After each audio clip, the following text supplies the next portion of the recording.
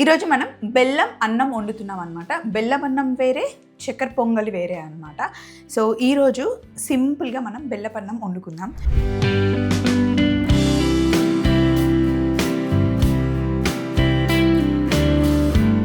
ఇవి నేను నిన్నటి వరకు వారాహి నవరాత్రులు చేసినప్పుడు దీపం పెట్టినప్పుడు కింద వేసిన బియ్యం అనమాట. ఆ బియ్యం యూజ్ చేస్తున్నా. సో కరెక్ట్గా ఒక గ్లాస్ అయ్యాయి. ఇంకా కొంచెం బియ్యం వేద్దాం.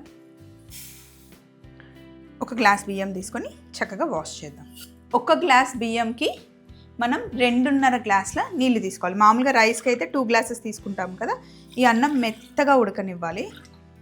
సో 2.5 గ్లాసుల వాటర్ వేసుకొని పొయ్యి మీద పెట్టుకుందాం. స్టవ్ ఆన్ చేసేస్తున్నా. అయితే దీనికి కుక్కర్ మూత అవసరం లేదు, డైరెక్ట్గా గిన్నెలోనే వండేసుకుంటాము. సో జస్ట్ ఇలా మూత పెడుతున్నా అనమాట, విజిల్ ఏమి ఇవ్వట్లేదు. రైస్ బాగా ఉడకాలి. ఉడికిన తర్వాత అప్పుడు మనం బెల్లం వేసుకోవాలి. ఈలోపు యాలకుల పొడి కూడా తయారు చేసేసుకుందాం. యాలకుల పొడి రెడీగా ఉంది. అన్నం ఉడికిన తర్వాత ఏం చేయాలో చెప్తా. వెరీ సింపుల్ ఇంగ్రీడియంట్స్ అండి. బియ్యం కావాలి, యాలకుల పొడి కావాలి, అలాగే బెల్లం కావాలి. మనం బియ్యం ఎంత తీసుకుంటున్నామో బెల్లం కూడా అంతే తీసుకోవాలి. కొంచెం నెయ్యి, డ్రై ఫ్రూట్స్ అయితే అయిపోతుంది అనమాట. ఇందులో మనం పాలు వేయము, డైరెక్ట్గా మనకి బియ్యం ఉడికిన తర్వాత బెల్లం వేసుకోవడమే. రైస్ ఉడికింది చూడండి, ఇలా మెత్తగా ఉడకాలి. మెత్తగా ఉడికిన తర్వాత ఇక్కడ నేను బెల్లంని తురిమి పెట్టుకున్నాను. తురిమి పెట్టుకున్న బెల్లంని మనం బియ్యం ఎంత తీసుకున్నామో అంత బెల్లం తీసుకోవాలి. పొయ్యి మీద గిన్నెలో కొన్ని నీళ్ళు పెట్టాను, ఇందులో వేసేద్దాం.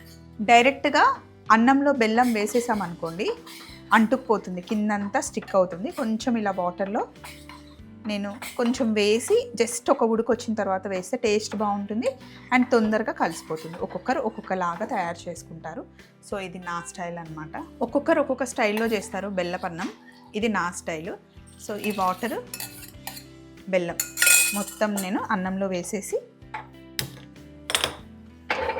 మంచిగా ఉడికించుకోవాలి. మొత్తం బెల్లం మొత్తం కరిగిపోయేంత వరకు ఉడకనివ్వాలి. అన్నం కంప్లీట్గా ఉడికిన తర్వాతనే బెల్లం వేయాలి, లేదంటే అన్నం ఉడకదు ఇంకా. ఇప్పుడు ఒక గిన్నె పెట్టుకొని ఇందులో నెయ్యి వేస్తున్నాను. ఇది ఇందాకే స్టవ్ మీద పెట్టాను, అందుకే నెయ్యి కరిగింది. నెయ్యి వేడెక్కాలి అండ్ ఇక్కడ అన్నంని కలుపుతూ ఉండాలి. బెల్లం వేసాక కింద అంటుకుంటుంది, చూసుకోండి. అలాగే ఇందులో కాస్త యాలకుల పొడి వేసేస్తున్నాను.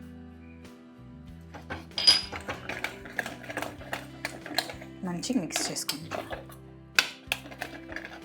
నెయ్యి బాగా వేడెక్కిన తర్వాత ఇప్పుడు ఇందులో జీడిపప్పు వేసుకోండి.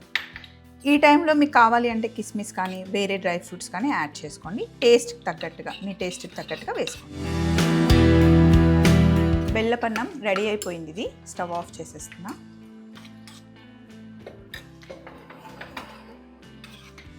జస్ట్ జీడిపప్పు ఫ్రై అయితే వేసేసుకోవడమే. చాలా సింపుల్ రెసిపీ కదా. ప్రసాదాలకి బాగుంటుందండి, నైవేద్యం పెట్టడానికి. జీడిపప్పు ఇలా మంచి కలర్ వచ్చేంత వరకు ఫ్రై చేసుకొని ఇలా వేసుకొని కలిపేసుకుంటే బెల్లపన్నం రెడీ అయినట్టు. నేనైతే నెయ్యి ఎక్కువ వేసాను, మా పిల్లలకి ఇష్టమని. మీరు కావాలంటే కొంచెం వేసుకోండి, కానీ నన్ను తిట్టకండి ఏంటి అంత నెయ్యి వేసి స్వప్న అని. అంతే, సింపుల్గా రెడీ అయిపోయింది.